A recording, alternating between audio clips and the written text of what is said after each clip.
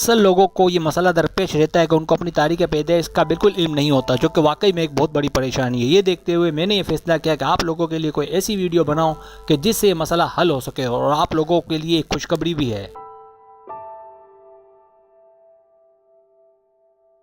जिस किसी को अपना स्टार निकलवाना हो, अपनी तारीख़ पैदाइश यानी तारीख, महीना, साल, मुल्क और शहर का नाम और वक्त पैदाइश में 15 मिनट से ज़्यादा का फ़र्क ना हो।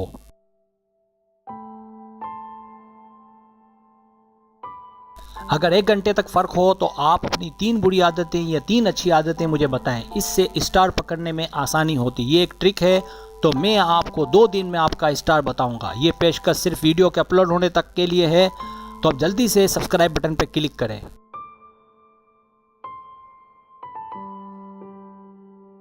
सबसे पहले आप अपना नाम और अपनी वालदा का नाम आदात निकालें। मिसाल के तौर पर नाम अहमद है और वालदा का नाम जुबैदा है, तो आएँ इसके आदात निकालें।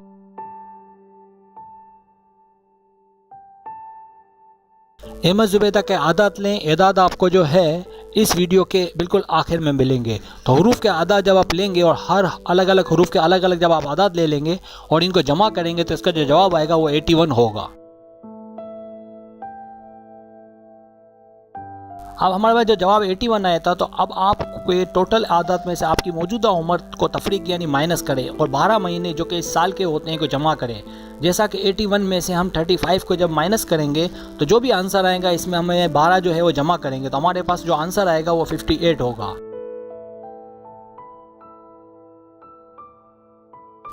अब 58 को जो है हम 12 महीनों से डिवाइड करेंगे, तो हमारे पास जो जवाब आया वो तो 4 है, लेकिन जो हासिल बचा वो 10 है। तो हमारे लिए जो अहम है वो इसका हासिल है, यानी 10।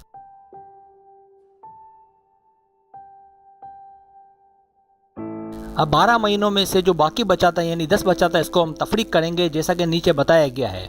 तो 12 महीने में से जब माइनस में 10 चले गए, तो हमारे पास जो आंसर आया वो 2 आया।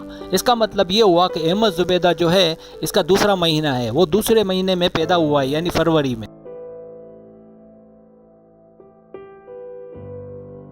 अब हम इसकी एक और एग्जांपल ले लेते हैं। मिसाल के तौर पर नाम जो है इस दफ़ा शकील है और जो वालदा का नाम मेमुना है, तो आए इसके आदात निकालें। आदात जो है आपको इस वीडियो के बिल्कुल आखिर में आपको मिल जाएंगे।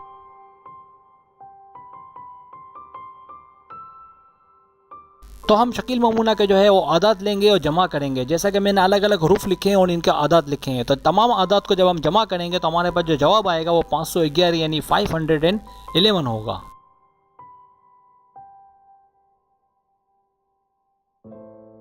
अब आपके टोटल आदात में से आपकी मौजूदा उम्र को तफरीक यानी माइनस करेंगे और 12 महीने जो कि साल के होते हैं को जमा करेंगे। जैसा कि मिसाल में बताया गया है आपको कि हमारे पास जो जवाब आया था वो 511 आया था, और हमने यहाँ पर एग्जांपल में जो उम्र ली है वो 45 ईयर यानी 45 साल ली है।